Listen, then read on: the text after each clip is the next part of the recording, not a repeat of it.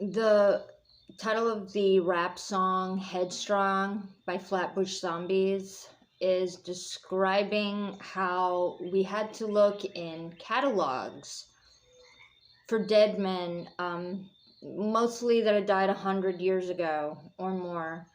But usually I believe it was at least 100 years ago. And, I always look to songs for clues about some of the real life clone subjects that we literally cloned from dead men that had died 100 years ago.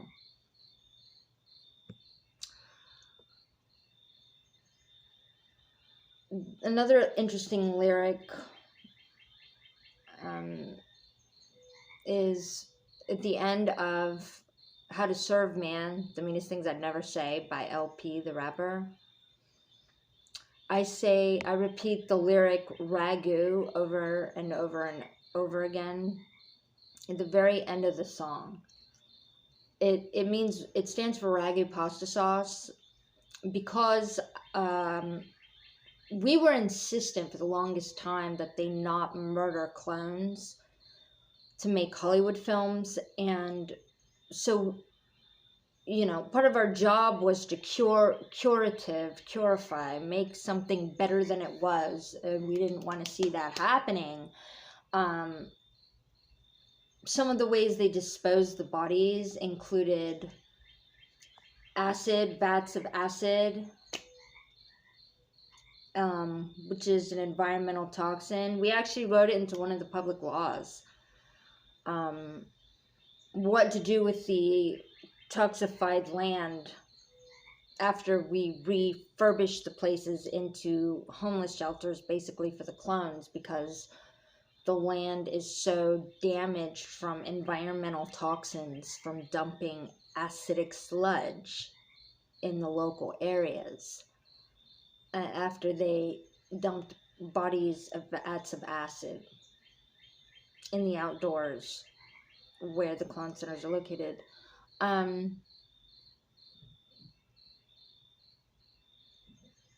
But back to when I was rapping ragu pasta sauce, I was against killing the clones, murdering them to make realistic murder scenes in films. And so I started saying ragu. It's so easy to use for pasta, and you can use it in fake blood scenes. Instead of murdering clones, nobody listened to me. As far as I know, that idea was trashed, because if you look at any of the films, they all still are very, very realistic looking death scenes. That means they're killing your clones, everybody. And when they get injured, it isn't that they film the scene where he is, not as injured first or something like that. They actually injure the clones. And, if he's too injured, obviously he's put down. Hi everybody, this is JessieK Links. Tonight I'm referring to lyrics in songs. And some of the lyrics of the meaning of the songs were codified in slang text. For instance, I remember coming up with slang words before the song became popular or before the lyric, because we figured a couple of things. If we incorporate ideas into a song or a news story before the incident, for instance, say we needed a lyric that rhymed with Honda, just because Honda, the word, popped in my head, right? And we couldn't rhyme anything else with, say, the word Rhonda. I don't know why I would use that lyric. Maybe we were remaking it, but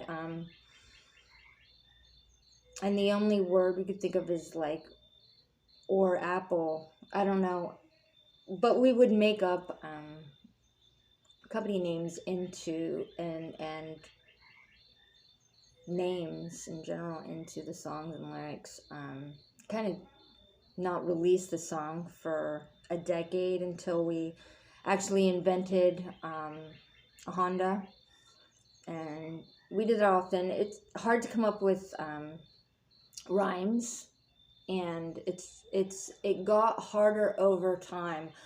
Um, you know, when you're a kid, sometimes it's seamless. When you're constructing, coming up, brainstorming with ideas and things. Um, but then as you get older and you're deprived of sleep, it just gets harder. Whenever we referred to the paper, that was we were deferring writing lyrics until a later date because we couldn't finish the song, for instance, off the cuff. For instance, the lyric that goes, "I just want the paper" in Schoolboy Q.